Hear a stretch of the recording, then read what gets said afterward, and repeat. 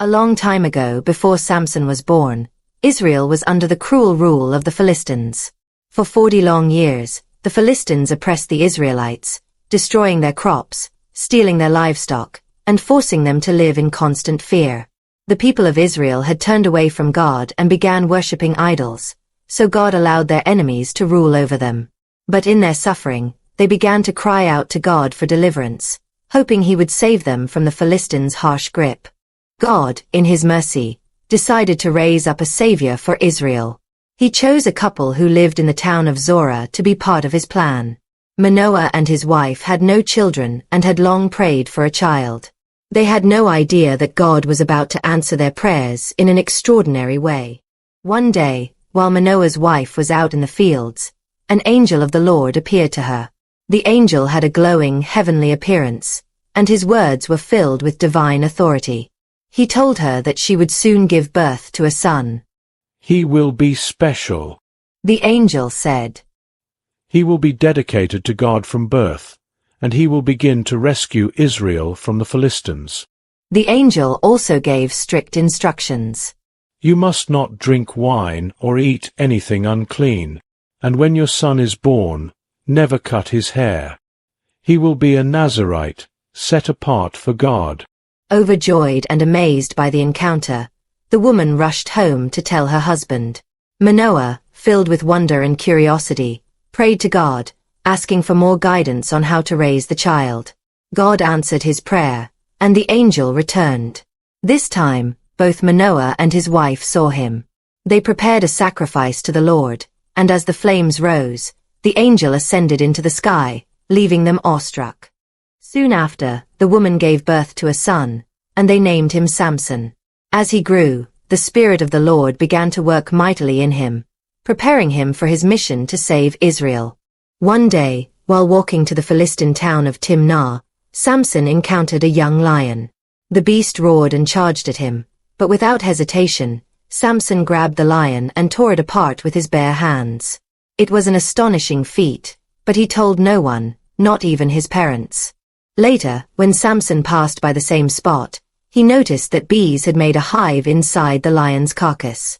He scooped out honey and ate it, sharing some with his parents, though he didn't tell them where it came from.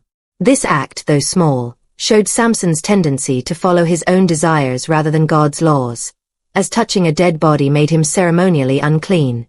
Not long after, Samson became infatuated with a Philistine woman from Timnah.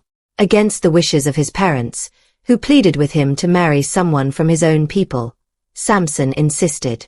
He was determined to have her as his wife, not knowing that God was using even this impulsive decision to create conflict with the Philistines. At his wedding feast, which lasted 7 days as was the custom, Samson decided to challenge the Philistine guests with a riddle.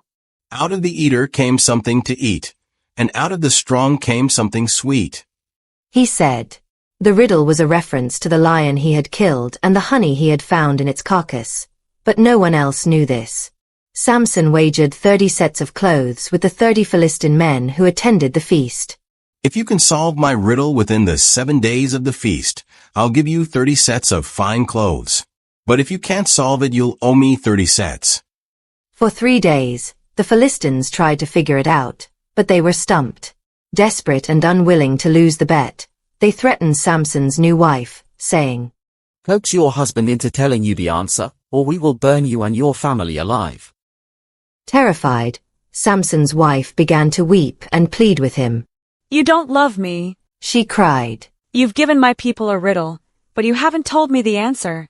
Day after day, she nagged and pressured him until, on the 7th day, Samson gave in and revealed the secret. She immediately told the Philistines, who then came to Samson with the answer. What is sweeter than honey? What is stronger than a lion? Samson was furious. He knew they had pressured his wife into betraying him. In a fit of anger, he went to the nearby town of Ashkelon, killed 30 Philistine men, and took their clothes to pay his debt. But the betrayal hurt deeply, and Samson left his wife behind, returning home to his father's house. When Samson eventually cooled down and returned to Timnah to see his wife, he discovered that her father had given her to another man. Enraged, Samson sought revenge once again. He caught 300 foxes, tied their tails together in pairs, and fastened torches between their tails. Then he released them into the Philistine fields, burning their crops, vineyards, and olive groves to the ground. The Philistines were furious and retaliated by burning Samson's wife and her family alive, just as they had threatened. This only fueled Samson's desire for revenge. He attacked the Philistines and killed many of them in a brutal assault. The Philistines, determined to capture Samson, came with a large army to the land of Judah, demanding that the Israelites hand him over. Afraid of provoking their oppressors, the men of Judah went to Samson and pleaded with him to surrender. Samson agreed but made them promise not to kill him themselves. Instead, they bound him with new ropes and handed him over to the Philistines. But as soon as the Philistines approached, shouting in triumph, the Spirit of the Lord came powerfully upon Samson. He snapped the ropes as if they were threads. Grabbing the jawbone of a donkey, Samson single-handedly struck down 1,000 Philistine men. After the battle, he was exhausted and cried out to God for water. In response, God miraculously provided water from a hollow place in the ground, reviving Samson's strength. Despite his victories, Samson's weakness for women continued to lead him astray. After some time, he fell in love with a woman named Delilah, who lived in the valley of Sorek.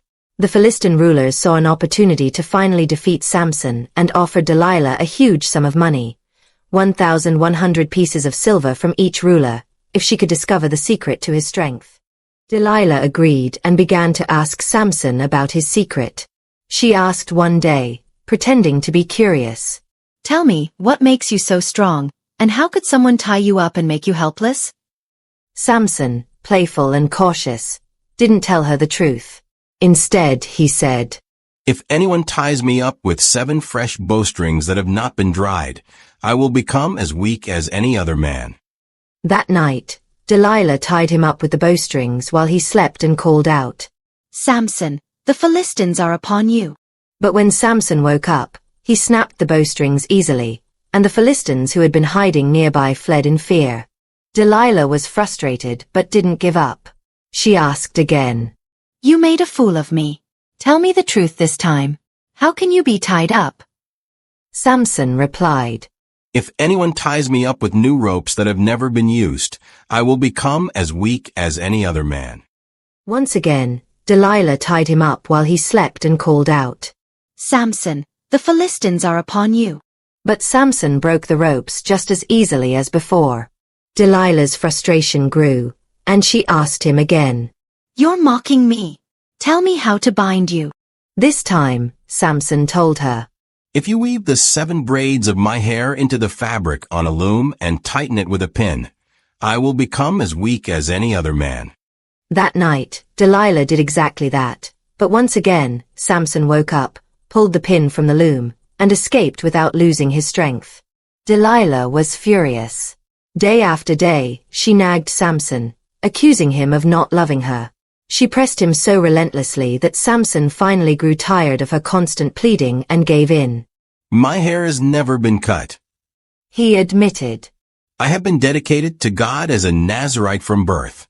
If my hair is shaved, my strength will leave me, and I will become as weak as any other man. Seeing that Samson had finally told her the truth, Delilah sent word to the Philistine rulers. That night, while Samson slept with his head in her lap, she had a man come and shave off his hair. Then she called out, "Samson, the Philistines are upon you." This time, when Samson awoke, he found that his strength had left him. The Lord had departed from him, and he was powerless. The Philistines seized him, gouged out his eyes, and took him to Gaza, where they bound him in bronze shackles and made him grind grain in the prison. Though Samson was now blind and weakened, his hair began to grow back. The Philistines, believing they had fully conquered their enemy, celebrated in the temple of their god, Dagon. Thousands of Philistine rulers and citizens gathered for a grand feast, praising Dagon for delivering Samson into their hands. In their arrogance, they decided to bring Samson out of the prison to entertain them. Led by a young servant, Samson was placed between 2 central pillars that supported the temple. As the crowd mocked and jeered, Samson prayed to God. Sovereign Lord, remember me. please strengthen me just once more and let me with one blow get revenge on the Philistines for my 2 eyes. With his hands on the pillars, Samson pushed with all his might.